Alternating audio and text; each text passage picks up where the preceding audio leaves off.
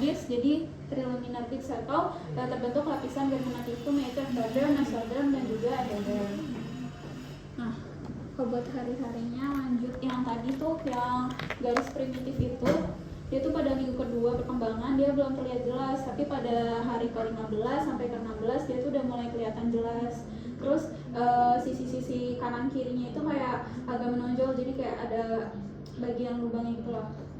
Terus yang ini udah dijelasin sama Alta tadi.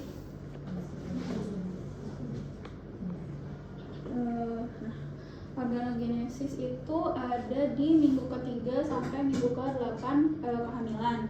Nah, jadi pada awal minggu ke-3 perkembangan, lapisan ektoderm itu bentuknya tuh kayak cakram gini. Nah, bagian atasnya itu dia tuh atau bagian sefalik itu dia lebih besar daripada bagian kaudalnya. Ini gambar pada hari ke-18. Nah, terus selanjutnya proses neurulasi. Jadi sel-sel yang ada di nodus primitif tadi itu nanti dia tuh bakal bermigrasi ke arah bawah kranial yang tadi kayak Alta jelasin, dia tuh bakal membentuk notochord. Nah, notochord itu nanti bakal ngeinduksi sel-sel yang ada di ektoderm untuk berproliferasi dan menebal dan akan membentuk lempeng saraf atau neural plate. Terus nanti pada akhir minggu ke-3 nanti tepi lateral lempeng saraf itu bakal meninggi, bakal membentuk lipatan saraf atau neural fold, dan juga bagian tengahnya itu yang cekung bakal membentuk alur saraf. Ini alur saraf ini lempeng saraf, ini lipatan sarafnya. Perkembangan dari neural struk ya, Iya. saraf gitu. Tadi saya bingung ya. Nah, ini prosesnya kan tadi udah kebentuk lipatan neuralnya, terus sama notochordnya ada di sini. Nanti tuh si lipatan neuralnya itu dia bakal ngedekat dan bakal menyatu dan bakal ngebentuk yang tabung tadi, neural tube nih, jadi kayak gini. Nah, bagian-bagian lateralnya ini tuh nanti bakal ngebentuk yang namanya neural crest, dia bakal misah gitu. Akhirnya yang ini tuh bakal nyatu lagi. Jadi nanti akhirnya kayak gini, ini ada tabung neuralnya, terus ini ada neural crest-nya, terus ini lipatan neural yang tadi.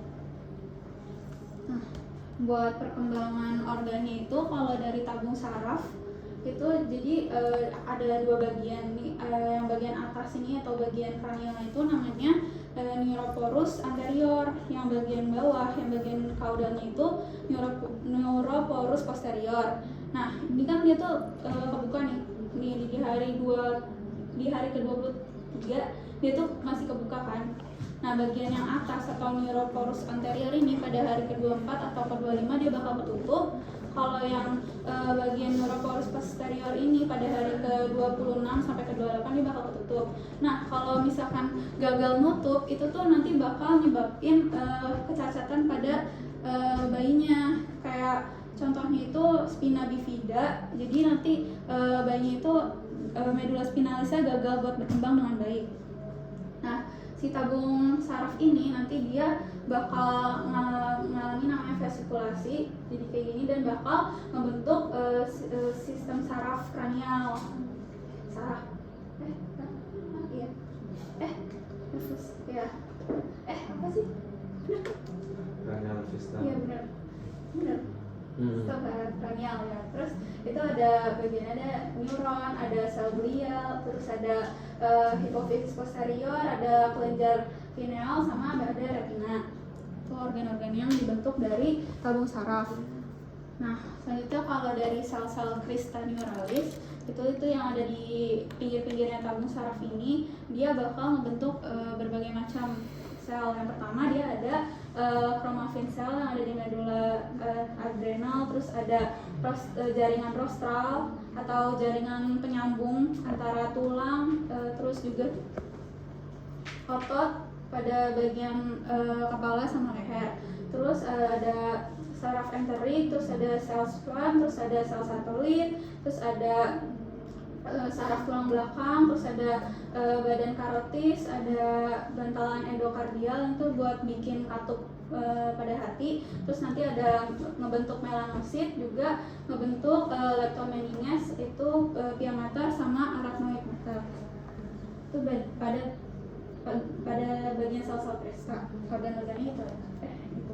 Terus yang terakhir itu di lempeng saraf atau neural plate. Jadi si lempeng sarafnya ectoderm ini ada bagian yang dia tuh ngalamin penebalan nih, yang diwarnai ini itu dia mengalami penebalan. Nah, penebalan itu dibagi jadi ada 4. Yang pertama ini ada bagian yang olfaktori atau bagian penciuman. Nah, bagian penciuman itu nanti dia bakal ngebentuk epitel penciuman. Jadi terdiri dari sel reseptor sama sel pendukung pencium yang fungsinya itu nanti untuk penciuman tentunya. Terus ada bagian lensa. Nah, dia tuh bakal ngebentuk fungsinya buat fokusin penglihatan gitu, bendanya jaraknya jauh dekat gitu. Terus ada bagian optik, ini dia bakal membentuk telinga bagian dalam, yaitu ada cochlea, vestibular, sama canalis semicircularis.